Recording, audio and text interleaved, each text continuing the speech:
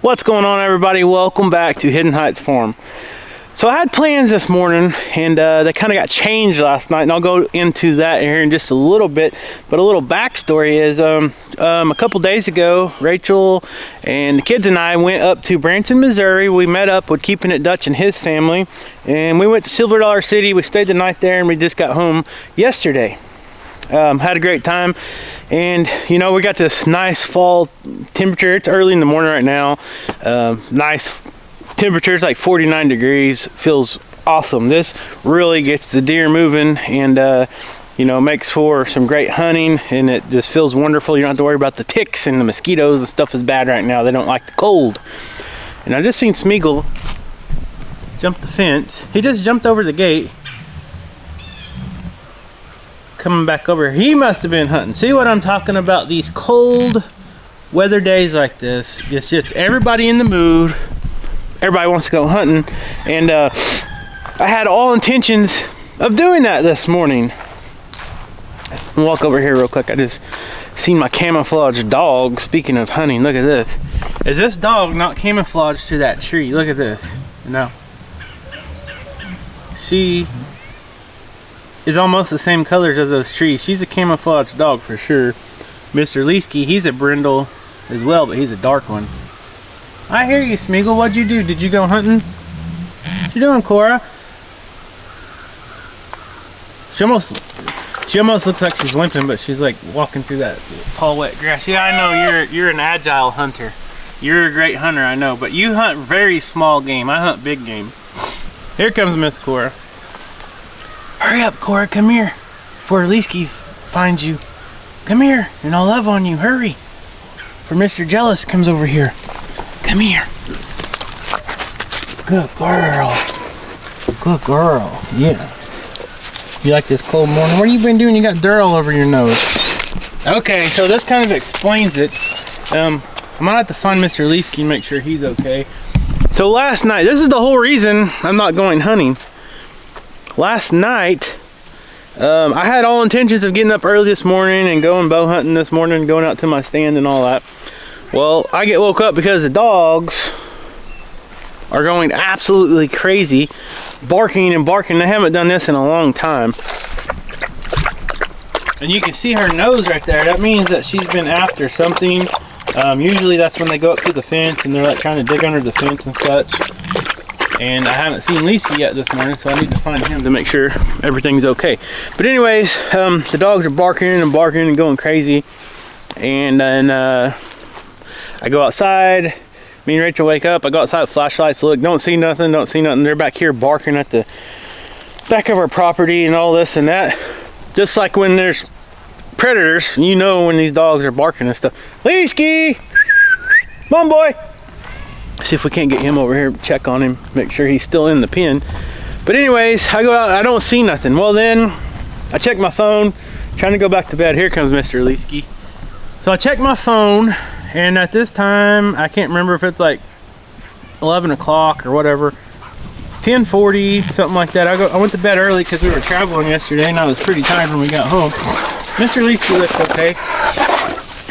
Yeah, you guys are doing a good job. So anyways, I look at my phone, and you guys know I got security cameras. We got trail cameras up, game cameras out in the woods and stuff like that. Well, I'm gonna throw some pictures up here in a minute. These are wild hogs, and if you guys remember one of the last videos I did, I talk about the wild hog ruined my hunt, and I wasn't able to get a shot off on it. So now these wild hogs, not just one, there's a whole group of them, and these look like they're all big males. They come into our area, and when this happens, they come in, they find like, you know, if you got corn out or anything, you got a feeding station or whatever, they come in and then they just wipe it out. They leave their scent everywhere. The deer don't like them. The deer try to stay away from them. So it kind of ruins the hunting. And then when they know the corn's there, and they keep coming back. Well, I got something to take care of them. I told you guys I was going to get a crossbow. Well, I got a crossbow, and I just got it sighted in. We're going to take it hunting this evening. I'm going, it's a little bit windy anyways this morning. You know, that can kind of change things. But I'm going this evening no matter what. The OU Sooners don't play today. They are on a bye season, or a bye week for the season. And I'm going to go. And I'm gonna get these pigs, Leesky. They're driving my dogs crazy too because they come right around our property and they try to get into our fence and stuff. And I don't know for what reason we don't raise any hogs right now. So before in the past they would try to come in and get under the fence to breed our domesticated female hogs that we were raising to butcher, but we don't have any right at the moment. So I don't know why they're trying to get in, but these dogs absolutely can smell them, and they're coming from pretty far ways away because they're very loud and they stink pretty bad. Pigs put off a pretty bad odor even in the wild. So anyways, this morning I'm not going hunting, but I am going to take the time. I've been meaning to get over. I've been getting a lot of questions, people wanting to know, how's the truck build coming?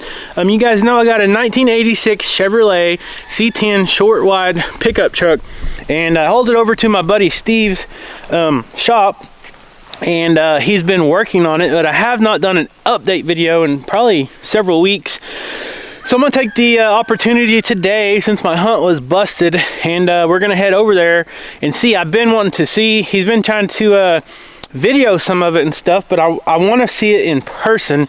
You know, you guys know how it is. You can see videos, then you see something in person, it's totally different.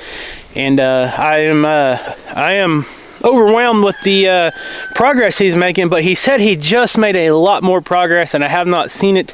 So we're gonna head over today. I'm gonna take the camera with me because I've been getting a lot of questions and comments and emails, people wanting to know, hey, what are you doing with this? How far has he got on this? And what are you, blah, blah, blah. So I'll just take the video over and try to throw it in this video. And then when I get back later, I'm going hunting this evening for sure. Even Smeagol said it's a good day for hunting. The weather feels awesome. It's a little bit windy, like I said, but we're gonna put this new crossbow to the test. So I'm gonna go grab some stuff and then we'll head over to Steve's Speed Shop and check on the progress of the 86 C10 truck. All right guys, so we're back at Steve's Speed Shop, and last time I was here, my truck was sitting right here. And of course that's not my truck, but come on over here. There's Steve. Say hi, Steve. Hello, everybody. And here's my truck, what I thought was my truck. That's what's left of it. So like I said, been a while since I've been back over here, just a couple weeks actually, but he has been super busy. I think he's got some little elves borrowed from Santa Claus or something, because the last time I was here, this truck was still pretty much complete when it was over here. You guys remember that video? And now it is shredded into pieces before I got to see it. Let me show you. The frame is completely gone. It is actually already at the sandblaster and the powder coating place. There's some of the suspension parts there. The bed is completely stripped off.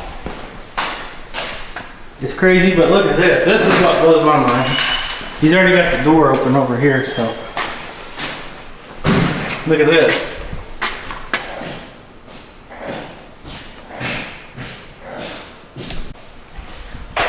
All right, so the cab is completely gutted out. You can see instrument cluster, everything. The old factory heat and air, all that is gone. I'll show you guys the difference of that here in just a second. We're going with what they call a vintage air system. Steve talked me into that, or he said I'd more than likely regret it. Much better. And he's got the old one over here somewhere. Part of it. Some of it's outside. Is this the one? Is it? That's the internal. Yes. Okay. I've seen it somewhere. I thought. It's outside. It's outside. Yeah. But yeah. Anyway, this was that's getting replaced. That was bolted up to the firewall. All that'll be gone. I'll have to show you guys later when it's actually done. I've actually got these old spindles sold, so any money we get, we're putting right back into the truck. So there you go. There's a little update on that. And the cool thing about this is Steve has been documenting on his YouTube channel, making videos, and they turned out pretty cool. But I'm going to tell you, seeing it in person, seeing it in video is a big difference. I'm behind a little bit on my editing because I have the latest video that I have that should be coming out. Maybe if things go well, I can get it edited tonight, but it documents all of this coming apart, like pulling the cab off the frame, pulling the bed off. I've got all of that on film. I should hopefully get it edited I think I've even got, I maybe not have the editing or the video footage of actually stripping the frame down, but if not, it's pretty much, these things I try to tell Kevin, man, these trucks, they come apart so easy that, yeah, they strip out pretty fast. Yeah, I never dreamed of this truck being in pieces like this. I mean, it's literally shredded into pieces. Look at this, he's got a bag of bolts somewhere. Where's your bag of bolts that you Well, let's go up here. I'll show you how I organize. I found these handy bins up here. Overlook the mess up here. I've got a lot of part storage. Some of your stuff is in those bins. Yeah, you can see my name right there. That's some of your some of the stuff that still has to go on the engine. Kevin P. 1986 C10. But basically, starting from right here where this Camaro fender's at. That's my old seat. Yeah, there's your seat. That's not yours. That's a third member for that 69 Camaro. That's my headers. Brand new headers. Here's all of your vintage air, new fender wells. I've got all the patch panels for the cab, rocker arms, your wheels. So these are the patch panels. This is pieces that we'll go over that here in a minute. Okay, we'll show them. There's my wheels. Wheels and tires. Your transmission's new. Transmission looks brand new. Look at that. That is a rebuilt transmission, but yep, Triple R transmissions. I've used him. He's a local guy. Well, he's out of Sperry, Oklahoma. Built a lot of transmissions. Awesome. Good dude. Stands behind everything. This is mine too. More vintage air. This is a lot of your fronts. I understand. A lot of your front suspension stuff. This set of headers are not yours. I just got those laid there. And this set of wheels and tires. Of course, here's your dash pad. Somebody has recovered this panel, this pad. It's pretty rough on the backside. You can kind of see. But I think we're going with a different color. Yeah, we're gonna end up doing something different here. But up here, I've found these bins, and these bins work really, really well for teardown. As you can see, I've got almost all of these bins filled up, and a lot of this is stuff that's not mine though, right? Every bit of this is yours. What? Every bit of this came out of the cab of that and the frame. Yeah. Okay, there's my old instrument cluster. Yeah, instrument cluster. So like this is a lot of your heat and air venting. That's gone, and right? all of this will go away. There's a lot of stuff here that will no longer be used. It's you take it out anyway. The truck, the way it looks right now, it's stripped down and it looks rough, but with everything that you're doing to this truck, all of that stuff came out anyway. So, sure. And you know, as I've told Kevin, and we've talked about it earlier, when you're doing a color change, I want to be able to open a door and not see original color. I want it to look as though it was originally that color whenever the truck came out. So that's another reason why it's stripped down that far. Plus, it actually you're building base up from that point, and it's really kind of faster. So yeah, for sure. So and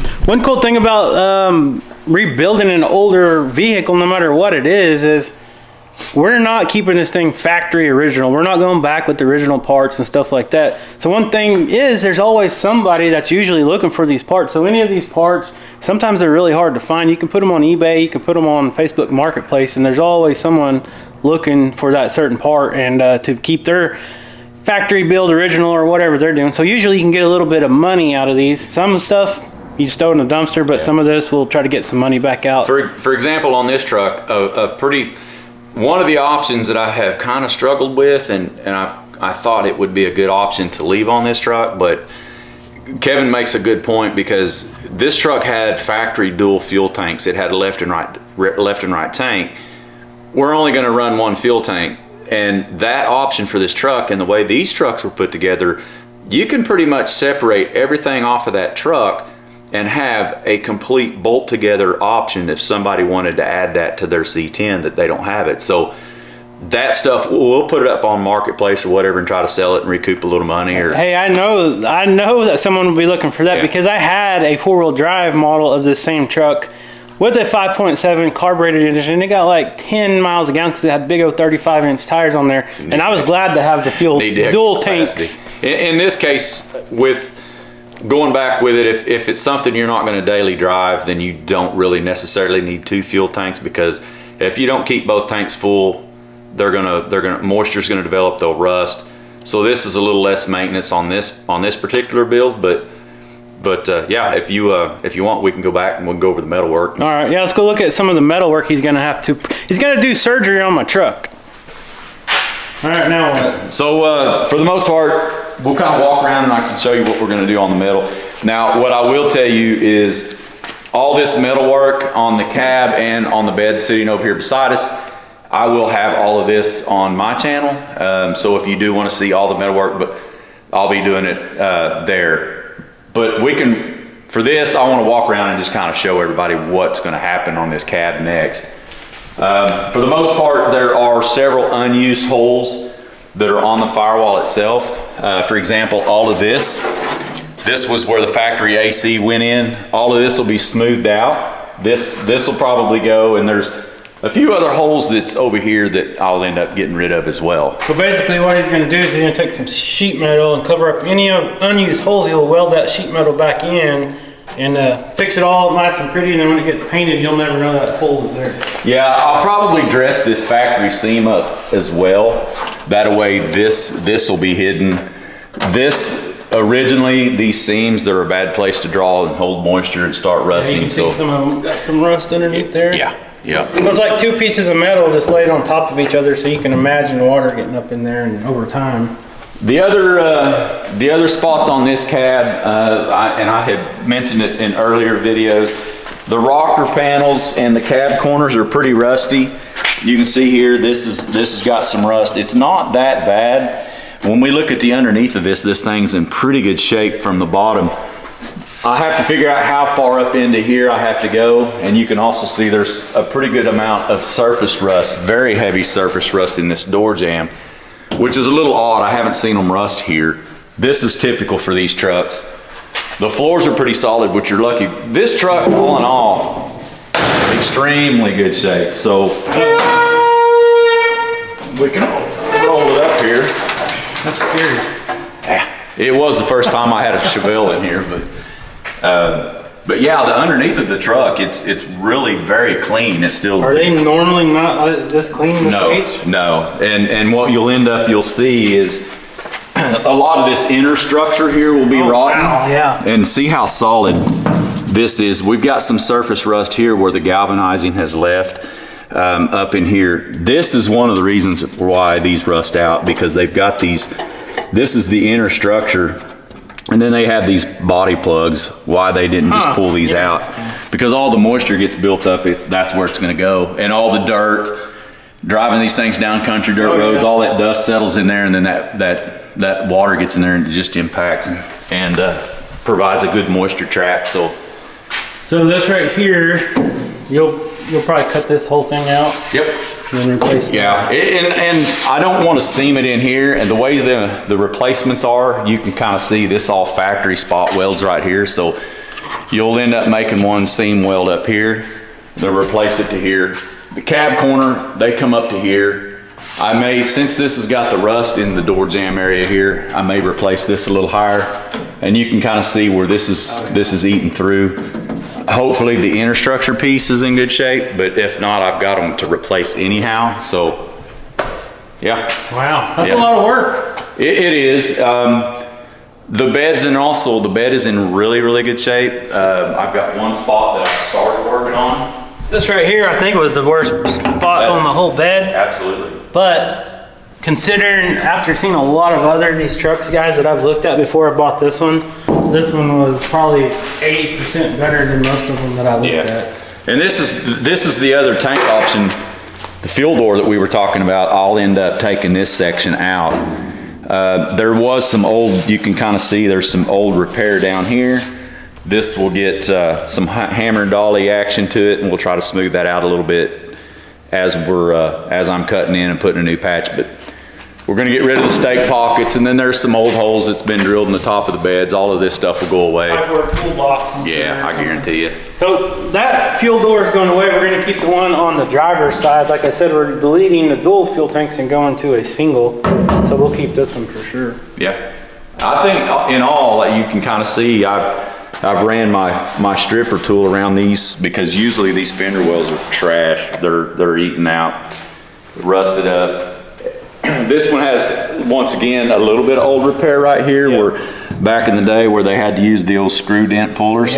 And I'll probably knock this stuff out, and we'll work some of this area out a little bit more and fill all these holes in. And you know, try to get it to where it's a minimal amount of filler that goes back in it.